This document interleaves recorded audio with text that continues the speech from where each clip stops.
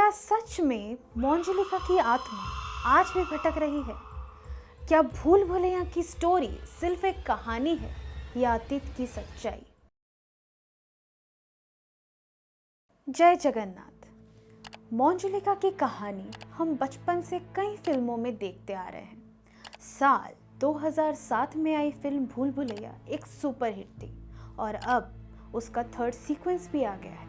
इस मूवी के horror scenes ने हमें खूब डराया। ये बात जानकर आपको हैरानी होगी कि ये फिल्म असल में रियल लाइफ स्टोरी पर बनी है।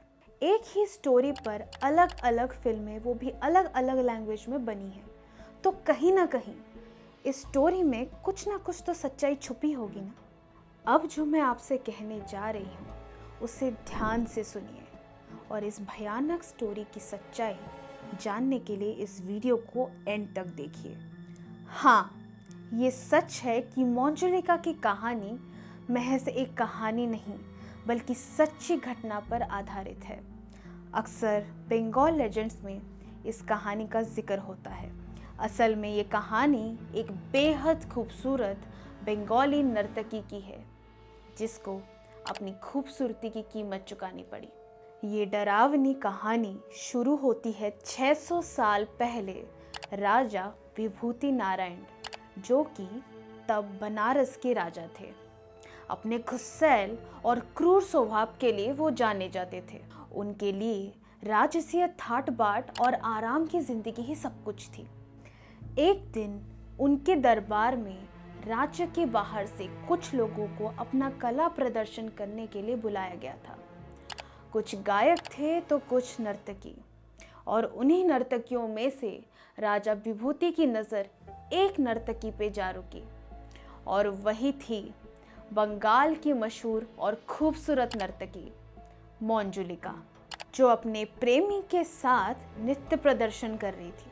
उसे देख राजा मंत्रमुग्ध हो गए। उसकी खूबसूरती के आगे राजा को मानो कुछ नहीं दिख रहा था। वो बस किसी तरह उसे अपने पास रखना चाहते थे, इसलिए राजा ने उसे अपने दरबार में प्रमुख नर्तकी के रूप में भी रख लिया।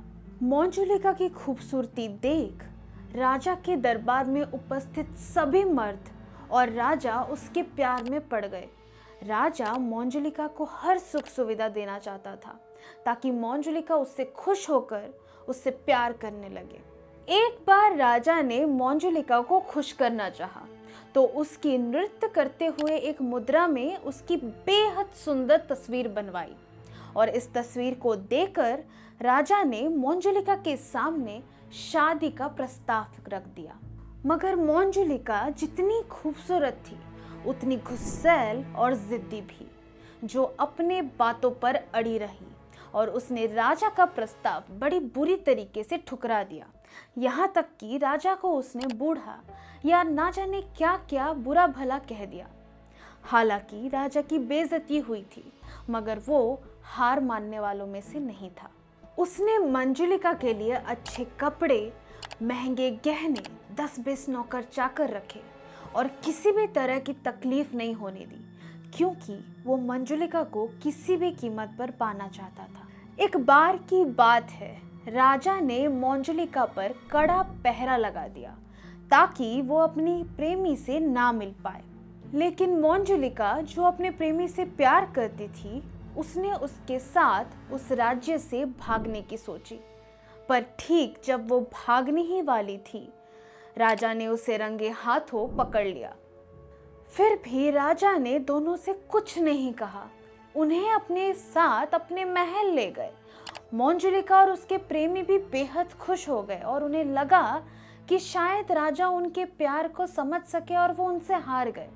मगर उनकी ये खुशी जल्द ही दुख में बदलने वाली थी। एक बार राजा के दरबार में उन दोनों को साथ में नृत्य करने बोला गया।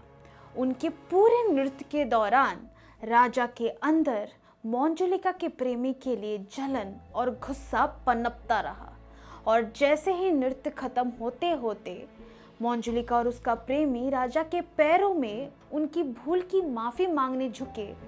राजा ने अपनी तलवार से मंजुलिका के प्रेमी का सर धड़ से अलग कर दिया। ये देखकर मंजुलिका को गहरा सदमा लगा और वो वहीं गिर पड़ी। राजा के आदेश अनुसार उसे एक कमरे में कैद कर दिया गया। मंजुलिका और राजा की शादी की तैयारियां शुरू कर दी गई। बंद कमरे में मंजुलिका चीखती रही, चिल्लाती रही, मदद के लिए पुकारती रही, अपने प्रेमी की यादों में रोती रही। और फिर शादी वाले दिन जब राजा ने कमरा खोला तो उसके होश उड़ गए। उसने मंजुलिका का शरीर छत से लटकता हुआ पाया, जिसने खुदकुशी कर ली थी। लोगों का मानना था कि लटकते वक्त मंजुलिका के हाथों से एक चिट्ठी मिली थी, जिसमें लिखा था कि वो जरूर राजा से बदला लेगी। मंजुलिका की मौत के बाद मानो राजा विभूति के राज्य में अचानक से एक काला साया पड़ गया। राजा खुद अब अपनी गलती समझ चुका था। वो खुद अब अकेला अकेला रहने लगा था, मगर वो अब पहले से ज्यादा क्रूर और गुस्सैल बन गया था।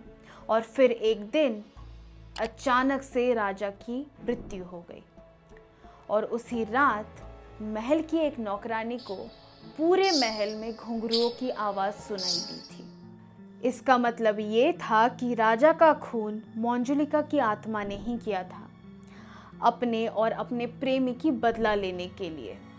फिर उस महल में मंजुलिका और राजा के कमरे को पूजा हवन करके बंद कर दिया गया। इसके बाद राजा विभूति के वंशज ने उस महल को छोड़ दिया। मगर ये कहानी इसलिए सामने आई क्योंकि महल के चौकीदार आसपास के लोगों को रात में महल से घुंघरुओं की आवाज़ या फिर किसी के गाना गाने की आवाज़ आती थी, जबकि पूरा महल कई सालों से बंद पड़ा था। कई बार लोगों को ऐसा लगा कि जैसे उन्होंने राजा विभूति की आत्मा को महल में टहलते हुए देखा है, और अक्सर घुंघरुओं की और किसी के गाने और नाचने की आवाज़ उन सबको सुनाई देती है। ये कहानी जितनी ही इंटरेस्टिंग है, उतनी ही डरावनी और दुख भरी प्रेम कहानी है। लोगों में ये लोक कथा से प्रचलित हुआ और इसी कारण इसी कहानी पर कई अलग अलग भाषा में मूवीज बनाई गई। लेकिन कहीं ना कहीं ये महज एक कहानी नहीं, लेकिन एक दर्द भरी प्रेम कहानी है जिसमें प्यार किसी को नहीं मिला। अगर आपको ये वीडियो अच्छा लगा है तो इसे लाइक और शेयर कीजिए, और ऐसे ही अनोखे और अद्भुत वीडियोस के लिए आप यहाँ पर क्लिक करके सचमुच को सब्सक्राइब कर सकते हैं। और अगर आपको हॉरर वीडियोस देखना अच्छा लगता है तो आप इस बटन पर क्लिक करके हमारे इस हॉरर वीडियो को भी देख सकते हैं।